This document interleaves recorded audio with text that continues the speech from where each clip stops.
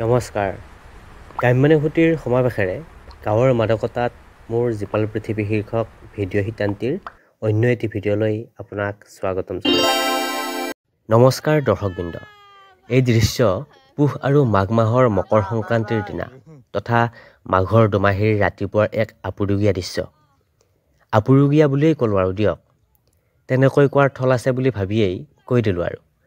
আপুনি নিশ্চয়কৈ বুজি উঠিছে যে এয়া এক ভেলাঘৰৰ দৃশ্য। হয়, আমাৰ অৱশ্যে ভেলাঘৰকেই বনোৱা হয়। কেতিয়াবা সৰুকৈ মেজি এটাও বনোৱা হয়। এইবাৰ অৱশ্যে ব্যস্ততাৰ বাবে নোৱাৰিলোঁ।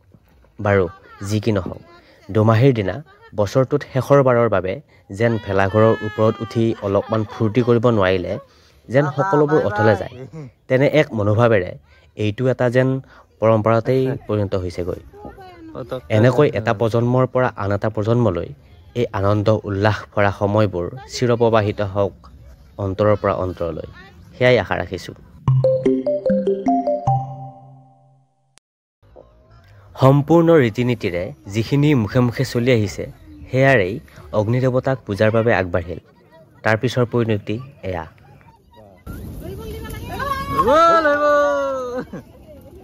সনাতন সংস্কৃতি তথা এই অসমীয়া সংস্কৃতিটো অগ্নি অৰ্থাৎ জুইক দেৱতাৰূপে মানি আহিছে। তাৰে একাংশই আকৌ ধৰ্ম আৰু সংস্কৃতিৰ নামত কি যে কৰিছে হয়তো তেওঁলোকে নিজেই নাজানে। তাৰ মাজত হয়তো কোনোবাখিনিত ময়ো নিজকে হেৰুৱাইছোঁ। তথাপি এক আপ্ৰাণ চেষ্টা অসমীয়া সংস্কৃতিৰ এই অশূন্য ধাৰা অব্যাহত ৰাখিবলৈ।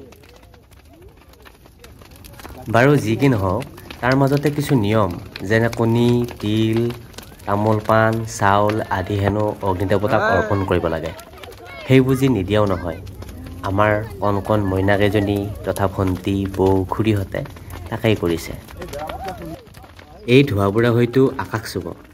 আমাৰো সুন্দৰ আশা, সুন্দৰ সংস্কৃতিয়ে আকাশ চুৱক ঠিক একেদৰেই, সেয়াই আশা ৰাখিছোঁ। আপোনালোকক অৱশ্যে এটা দৃশ্য দেখুওৱা নহ'ল। মই কৈয়ে দিছোঁ শুনক। মাঘৰ দুমাহীৰ ৰাতিপুৱাতে আচলতে গছ লতা বৃক্ষ আদিক ফল ফুল দিবলৈ অনুৰোধ জনোৱা হয়। তেনেকৈ গোৱাও হয়। আম, কঁঠাল, লিটু, পনিয়ল, তামোল পাণ লাগৈ লাগ, গংগা স্নানত নাচবি, ধুবুৰী ধুবুৰী লাগবি। কি যে অপূৰ্ব সময়। সোণালী শৈশৱত আমি কি যে গাইছিলোঁ চিঞৰি চিঞৰি।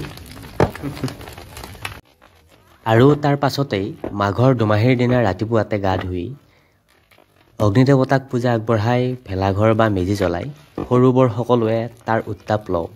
যিহেতু পুহ আৰু মাঘ মাহটোৱেই আটাইতকৈ ঠাণ্ডাৰ বতৰ বুলি কোৱা হয়।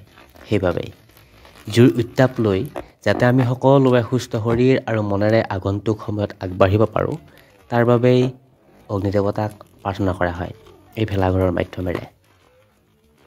এইবোৰ দেখি ভাবি কিছুমানৰ মতে কাম নাইকিয়া যেন লাগিলেও মোৰ বাবে যেন এক অপূৰ্ব অনুভূতি, এক তুলনাবিহীন মাদকতা। আৰু যদি আপুনিও একমত তেনেহ'লে কমেণ্ট বক্সত কমেণ্ট এটা জনাবলৈ একেবাৰে নাপাহৰিব।